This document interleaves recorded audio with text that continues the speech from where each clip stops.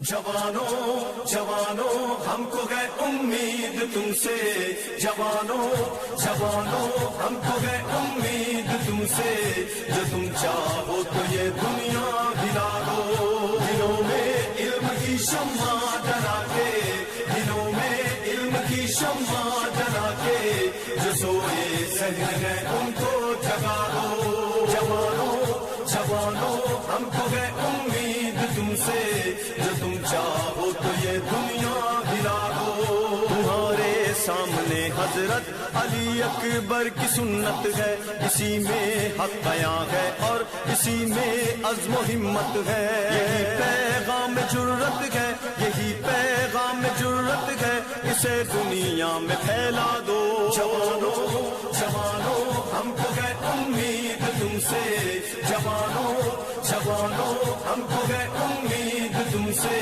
جو تم چاہو تو یہ دنیا ہلا دو، دلوں میں علم کی شمع جلا کے، دلوں میں جوانوں جوانوں ہم کو ہے امید تم سے، جو تم چاہو تو یہ دنیا ہلا دو، دلوں میں علم کی شمع جلا کے، دلوں میں علم کی شمع جلا کے، جو سوئے ذہن ہے ان کو جگا دو، جوانوں جوانوں ہم کو ہے۔ اعوذ باللہ من الشیطان الرجیم، بسم اللہ الرحمن الرحیم، الحمد للہ رب العالمین، الصلاۃ والسلام علی حبیبنا اما بعد، فقد قال رسول اللہ صلی اللہ علیہ وآلہ وسلم، من مات ولم يعرف امام زمانہ فقد مات میتۃ جاہلیہ۔ پیغمبر اکوان حضرت محمد مصطفیٰ صلی اللہ علیہ وآلہ وسلم یہ ارشاد فرماتے ہیں، جو شخص اپنے امام کے زمانے کے امام کی معرفت حاصل کیے بغیر مر جائے، اس کی موت جاہلیت کی موت ہے۔ اس حدیث مبارکہ سے یہ ہمیں اندازہ ہوتا ہے اور پتہ چلتا ہے کہ امام وقت علیہ السلام کی معرفت کتنی اہم ہے۔ آئیے ہم معرفت کے معنی کو سمجھتے ہیں کہ معرفت کا مطلب کیا ہوتا ہے۔ امام زمانہ جو کہ ہمارے اس دور کے امام ہیں، ان کی معرفت کا مطلب ان کی پہچان ہے۔ چونکہ یہ بات پوری دنیا کو پتہ ہے، معلوم ہے، اور ہر شخص اس بات کو جانتا ہے کہ امام مہدی علیہ السلام کا وجود مقدس ہے، مگر وہ ان کو ان کے صفات کے ذریعے سے نہیں جانتا ہے۔ ہم اپنے وقت کے امام کو ان کے وجود سے اور ان کے صفات کے ذریعے سے دونوں اعتبار سے جانتے ہیں۔ ہمارے مجتہدین کرام نے بارہا اس امر کی تاکید کی ہے کہ امام کی معرفت حاصل کریں، ان کے صفات کے ذریعے میں پہچانیں۔ ہمارے ایک بہت بزرگ مجتہد گزرے ہیں کہ جن کا نام ہے شیخ مفید علیہ الرحمہ۔ شیخ مفید کو امام مہدی علیہ السلام نے توقیع بھیجی۔ توقیع کہتے ہیں لیٹر کو، اور لیٹر کا یہ مضمون تھا کہ تم ان اعمال کو انجام دو کہ جو ہماری محبت کے قریب ہو اور ہماری محبت کا سبب ہو، اور ان اعمال کو انجام دینے سے پرہیز کرو کہ جو ہماری ناراضگی اور غیظ و غضب کا سبب بنے۔ اور امام علیہ السلام نے خط میں یہ بھی تحریر کیا کہ ہم تمہارے حالات سے بخوبی واقف ہیں اور تمہارے بارے میں ہم مکمل معلومات رکھتے ہیں، ہم تمہاری یاد سے غافل نہیں ہو گئے۔ ہمارا ظہور اچانک ہوگا، اس وقت توبہ کا کوئی امکان نہ ہوگا، لہذا اچھے امور کو انجام دو۔ تو آپ یہ دیکھیے کہ شیخ مفید کو یہ خط امام علیہ السلام کی طرف سے موصول ہوا پہنچا جس میں یہ مضمون درج ہے۔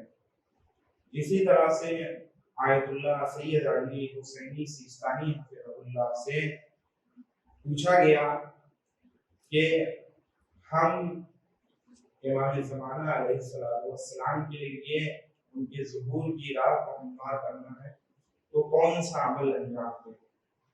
تو آیت اللہ سیستانی نے بھی جواب یہ دیا کہ واجبات کو انجام دے اور محرمات سے سختی سے پرہیز کریں، یعنی ان دو عمل کو ہم سختی سے انجام دیں، ان دو چیزوں پر سختی سے پابند ہو جائیں اگر ہمیں اپنے وقت کے امام کی نصرت و امداد کرنا ہے۔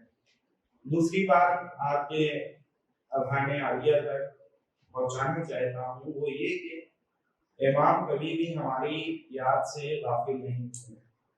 ایک شخص کی مشہد مقدس میں امام وقت علیہ السلام سے ملاقات ہوئی۔ امام نے یہ جملہ کہا اس زائر سے، اوسی بعدد۔ اب وہ زائر علماء کے پاس گیا اور علماء نے بتایا اوسی بعدد کا مطلب ہوتا ہے یعنی امام ہر شخص کو فردن فردن انڈیویجول طریقے سے یاد کرتے ہیں، وہ ہماری یاد سے کبھی بھی غافل نہیں ہوتے۔ تو ہمیں بھی چاہیے کہ ہم ان کی یاد سے غافل نہ ہوں۔ اب دوسرا سوال یہ قائم ہوتا ہے کہ امام علیہ السلام کا غیبت کبریٰ میں کیا کوئی مستقل پتہ ہے، کیا کوئی مستقل جگہ ہے؟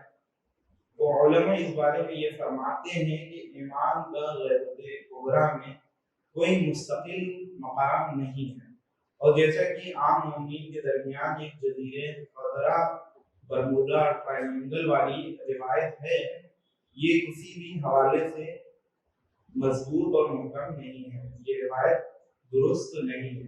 پھر علماء نے کہا کہ البتہ غیبت کبریٰ میں یہ بات روایات سے ثابت ہے کہ امام چند مقامات پر جاتے ہیں۔ ان کے نام کیا ہیں؟ ان کے نام ہیں مکہ، مدینہ، نجف، کربلا، کاظمین، بغداد، سامرہ، مشہد، قوم، حلہ، جمکران۔ یعنی ان مقامات پر امام زمانہ علیہ السلام وقتاً فوقتاً موقع بموقع امام علیہ السلام پہنچتے ہیں اور جاتے ہیں، اور جو مخلص مومنین ہوتے ہیں ان سے وہ ملاقات کرتے ہیں یا انہیں وہ اپنا دیدار کرا دیتے ہیں۔ ہاں، غیبت کبریٰ میں امام کا کوئی مستقل مقام نہیں ہے۔ اگر کوئی انسان یہ دعویٰ کرے کہ یہ مستقل مقام ہے تو وہ کاذب ہے، وہ جھوٹا ہے۔ دوسرا سوال یہ قائم ہوتا ہے کہ کیا امام علیہ السلام امام زمانہ کی بیوی اور بچے ہیں؟ تو اکثر علماء اس بات کو کہتے ہیں کہ اوتھینٹک روایات میں، معتبر روایات میں یہ بات ثابت نہیں ہوئی ہے۔ اور چھٹے امام سے ایک روایت پائی جاتی ہے وہ یہ کہ ہر امام کی اولاد ہوگی مگر جس امام علیہ السلام کے لیے امام حسین علیہ السلام دوبارہ آئیں گے ان کے اولاد نہیں ہوگی۔ تو اس سے یہ بات ثابت ہوگی۔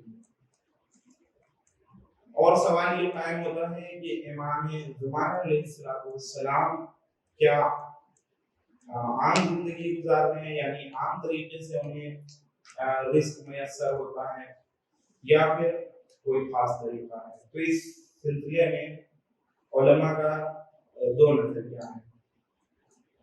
پہلا یہ کہ وہ نسبتاً غیر معروف زندگی گزار رہے ہیں اور وہ عام حالات کے ذریعے سے انہیں رزق میسر ہو رہا ہے۔ اور دوسرا یہ کہ جس طرح سے جناب مریم کو غیب سے رزق ملتا تھا، کچھ علماء کا بیان ہے کہ ان کو غیب سے ممکن ہے کہ رزق ملا۔ اب امام زمانہ علیہ السلام کا نام نامی سن کر کے ہم اور آپ جب بھی امام زمانہ کا نام سنتے ہیں تو کھڑے ہو جاتے ہیں، تعظیم میں بلند ہو جاتے ہیں۔ تو سوال یہ قائم ہوتا ہے کہ ہمارے معصوم 14 ہیں، جس میں پیغمبر اکرم سرور کونین حضرت محمد مصطفیٰ صلی اللہ علیہ وآلہ وسلم بدرجہ اتم اور رتبے کے لحاظ سے سب سے زیادہ افضل و برتر ہیں، تو پھر ان کے نام میں نامی کو سن کر کے کیوں کھڑا نہیں ہوا جاتا؟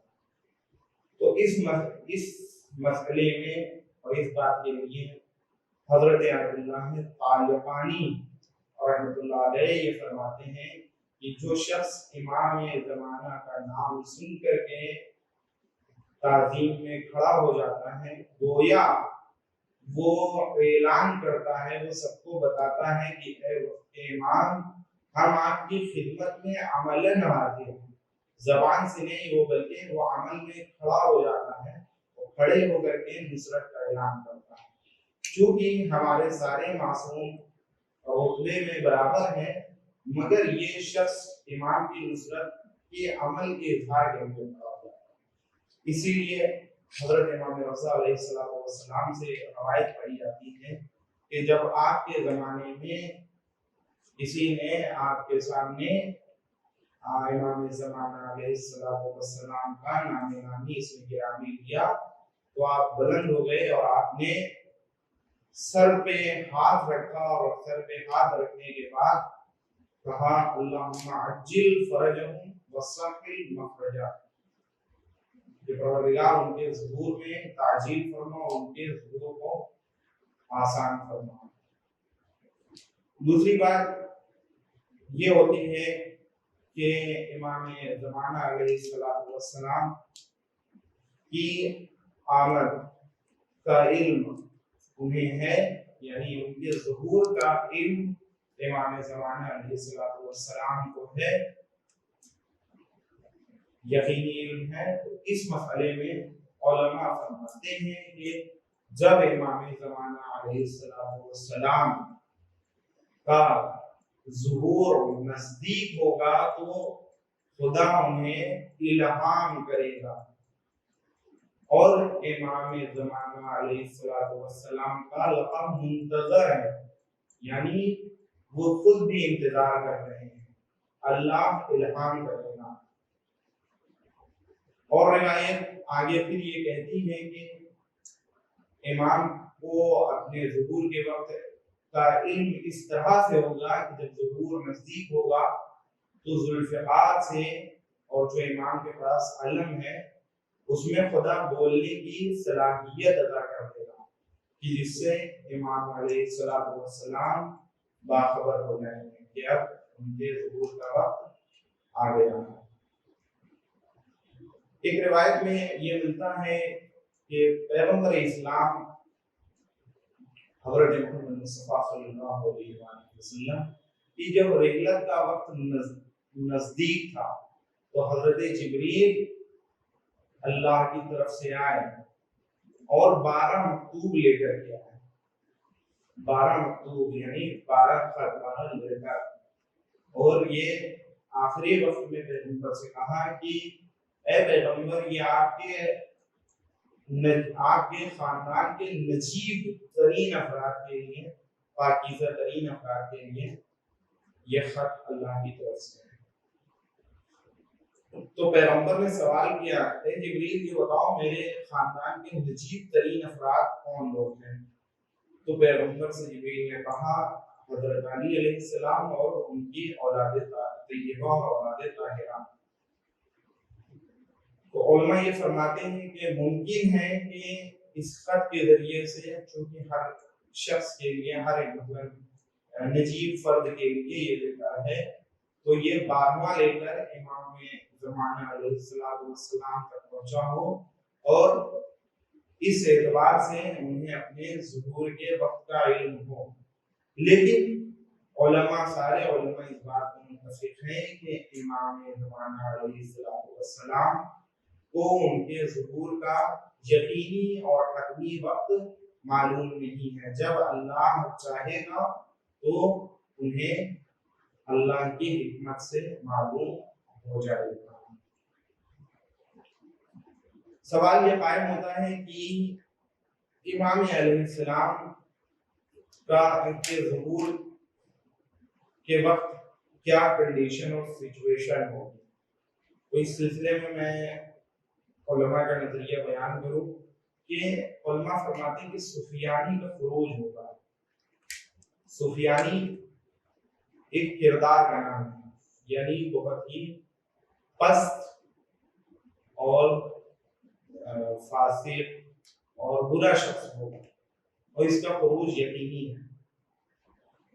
اس کا خروج جب ہوگا تو 9 ماہ کے بعد یہ وادی بیضا میں اس کا لشکر، جو سفیانی کا لشکر ہوگا، یہ 9 ماہ کے بعد، خروج کے 9 ماہ کے بعد، 9 منتھ کے بعد یہ وادی بیضا میں اس کا لشکر دھس جائے گا، غرق ہو جائے گا. وادی بیضا مدینے سے کچھ کلومیٹر کے فاصلے پہ. پھر امام علیہ السلام کے ظہور کے لیے واقعہ یہ ہے کہ آپ تب آئیں گے کہ جب قتل نفس زکیہ، یعنی خانہ کعبہ کے نزدیک ایک بہت ہی بزرگ اور محترم اور مشہور و معروف شخصیت کا قتل ہوگا، کہ جس سے مومنین میں بہت زیادہ رنج اور غم اور حزن و ملال ہوگا جن کی شہادت سے. امام زمانہ کے ظہور کے لیے تیسری بات یہ ہے کہ سید حسنی کی آمد ہوگا، اور سید حسنی کی آمد ہوگی. وہ امام کے نزدیک جائیں گے اور دلائل طلب کریں گے، اور امام انہیں دلیل سے قانع کریں گے، یعنی دلیل سے پروف کریں گے کہ ہم وقت کے امام ہیں. اس کی تفصیل آئے گی.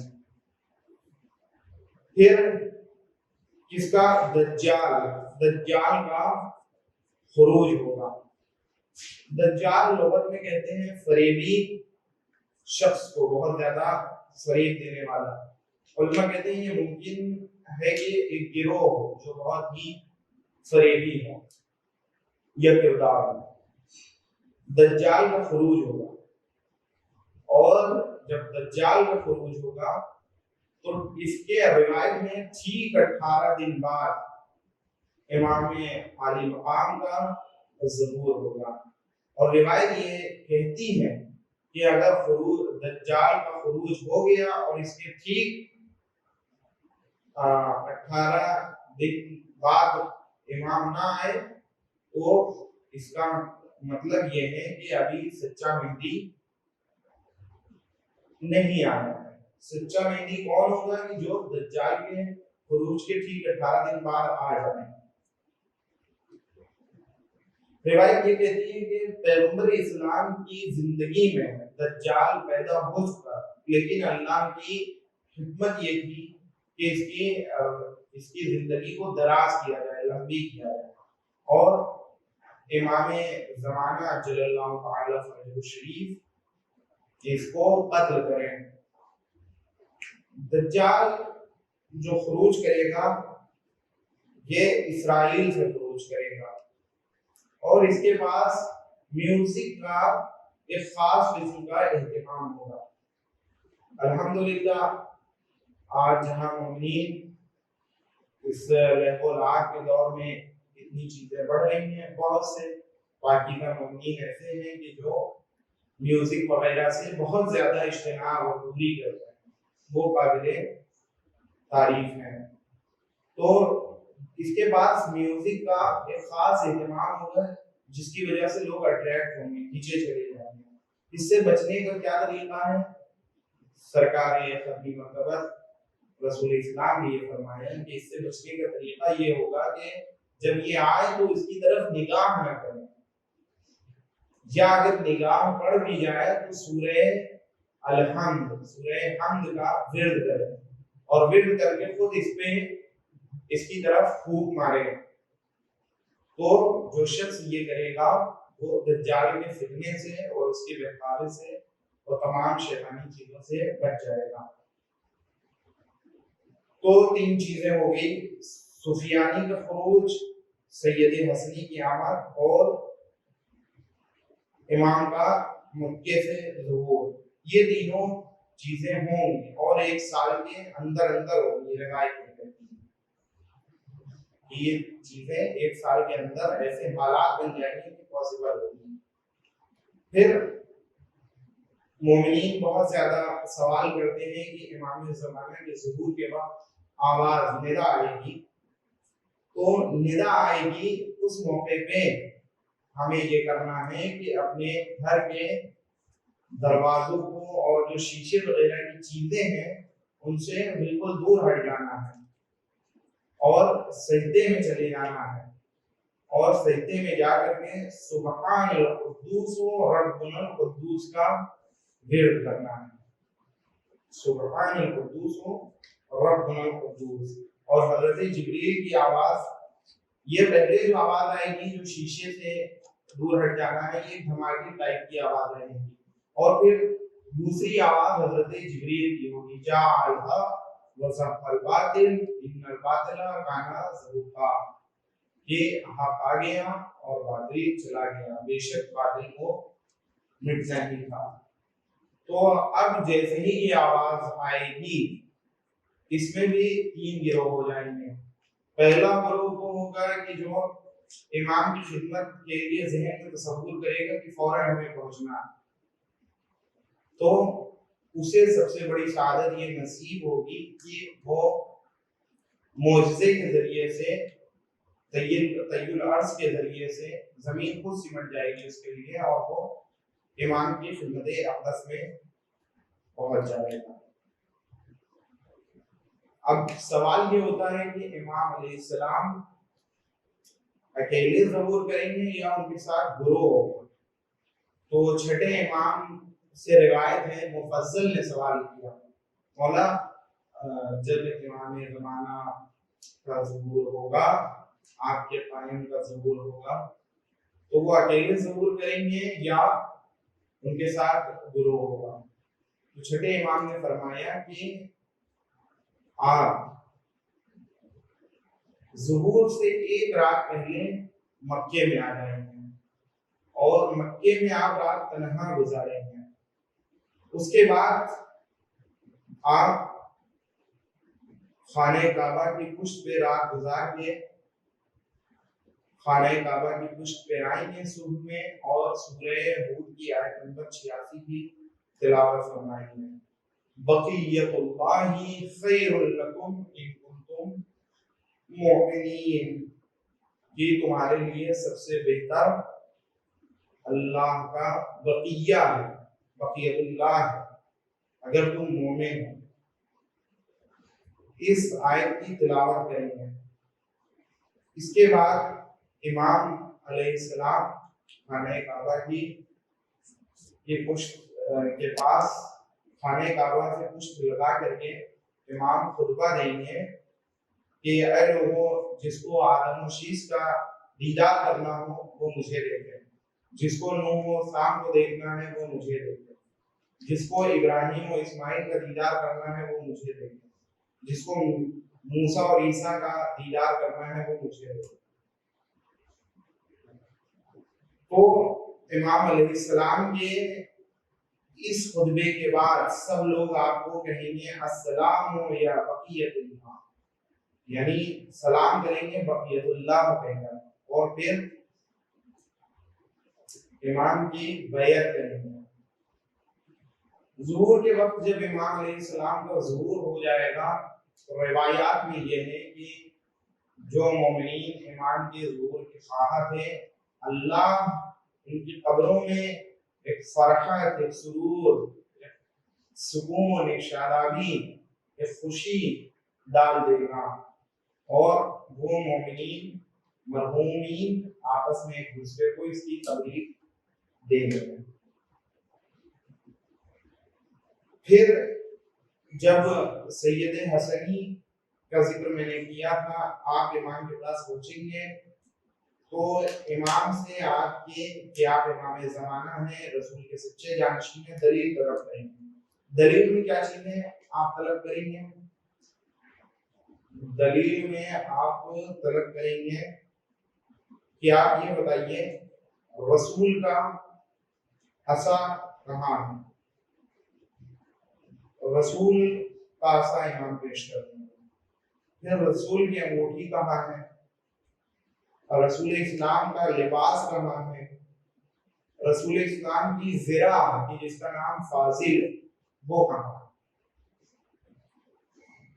امام علیہ السلام اس زرہ کو بطور چیلنج پیش کر دیں گے، اور جو سید حسنی کے ساتھ لشکر ہوگا امام سب کو کہیں گے کہ تم پہن کے دیکھو، تم پہن کے دیکھو، تم پہن کے دیکھو، حتیٰ کہ آخر میں سید حسنی سے بھی کہیں گے تم پہن کے دیکھو، تو وہ رسول اسلام کی زرہ کے لیے لڑ جائیں گے، لیکن امام کہیں گے کہ یہ حکم پہن کے دیکھو۔ پھر جب وہ زرہ ان کے اوپر فٹ نہیں آئے گی، علماء یہ کہتے ہیں کہ وہ زرہ ہمارے اور آپ کے وقت کے امام کے اوپر بالکل درست آئے گی، جس سے سید حسنی کو یقین ہو جائے گا کہ یہ رسول کے سچے جانشین امام زمانہ ہے۔ پھر وہ امام زمانہ علیہ السلام سے کہیں گے رسول اسلام کا امامہ کہاں ہے، کہ جس کا نام صحاب ہے، امام اسے بھی پیش کر دیں گے۔ پھر سوال کریں گے کہ رسول اسلام کا گھوڑا جس کا نام یربوع ہے، یہ رے بے واو عین یربوع وہ کہاں ہے؟ امام زمانہ اسے بھی پیش کر دیں گے۔ رسول اسلام کا ناقہ کہ جس کا نام غفصہ ہے، غفصہ اسے بھی امام پیش کر دیں گے۔ پھر سید حسنی سوال کریں گے دلدل کہاں ہے، امام دلدل بھی بتا دیں گے۔ پھر سوال ہوگا سید حسنی کا رسول اسلام کا حمار، حمار کہتے ہیں گدھے کو جو رسول کا ہے، وہ کہاں ہے؟ تو امام کہیں گے یہ حاضر ہے اور اس کا نام یافور ہے، یہ عین فے واو ہے۔ پھر اس کے بعد سوال ہوگا سید حسنی کا کہ رسول اسلام کا براق کہاں ہے، براق مولا علی کے ہاتھ کا قرآن کہاں ہے، مولا علی کے ہاتھ کا قرآن۔ پھر عصائے رسول اللہ کا عصا کہاں ہے، وہ پیش کریں گے۔ اور اس رسول کے عصے کی خاصیت یہ ہوگی کہ امام علیہ السلام زمین پر ماریں گے اور اس سے ایک پھلدار درخت دیکھتے ہی دیکھتے اگائے گا۔ پھر سید حسنی سوال کریں گے کہ رسول اسلام کا علم یہ جو جنگ بدر اور جنگ جمل میں تھا وہ کہاں ہے، سید حسنی کو امام وہ بھی پیش کر دیں گے۔ اور وہ علم جب پیش کریں گے تو علم خود تعارف کرائے گا، اور ذوالفقار اپنا تعارف کرائے گی اور یہ کہے گی، بولے گی، کلام کرے گی کہ میں رسول اسلام کے سچے جانشین کے ہاتھ میں ہوں۔ اور عصائے موسیٰ بھی ہوگا امام وقت کے پاس، امام زمانہ علیہ السلام کے پاس عصائے موسیٰ زمین پر ماریں گے تو اس سے 12 چشمے، یا روایت میں کہ سید حسنی ماریں گے تو 12 چشمے اس سے پھوٹیں گے۔ پھر انگشتری جناب سلیمان وہ امام عصر علیہ السلام کے پاس ہوگی۔ اس کی خاصیت یہ ہے کہ جب امام زمانہ وہ انگشتری دکھائیں گے تو جیسے جناب سلیمان نبی کے پاس تمام پرندے آ جاتے ہیں، سارے چرند پرند سب امام کے پاس جمع ہو جائیں گے، سید حسنی کو یقین ہو جائے گا کہ امام زمانہ علیہ السلام ہے۔ آپ اور ان کے لشکر والے سب امام کے ہاتھوں پر بیعت کر لیں گے۔ بیعت کرنے والوں میں جہاں یہ سید حسنی کا لشکر ہوگا، وہاں فرشتوں کی بھی آسمان سے فرشتے آئیں گے، اور آسمان سے جو ملائکہ آئے ہیں وہ بھی آ کے بیعت کریں گے، ان کی تعداد کیا ہوگی؟ 30,313۔ اب وہ ملائکہ کیسے ہوں گے؟ وہ ملائکہ وہ ہوں گے جو حضرت نوح کی کشتی میں جناب نوح کے ساتھ موجود تھے،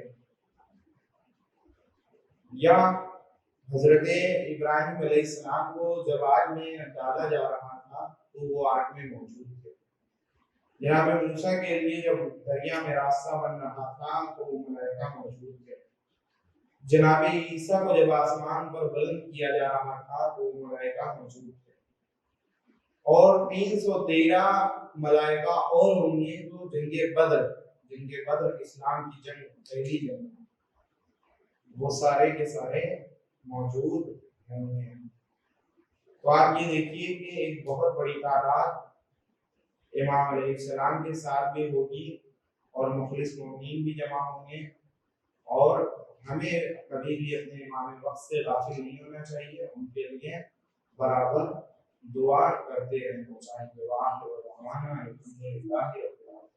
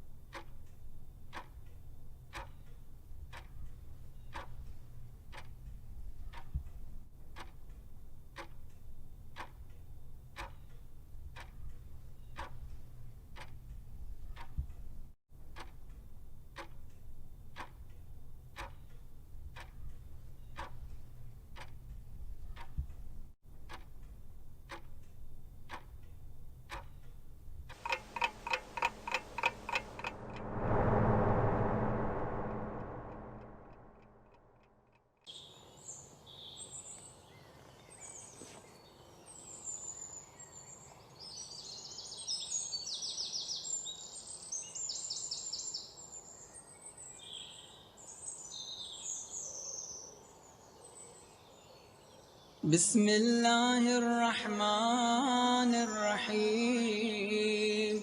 اللهم صل على محمد وآل محمد.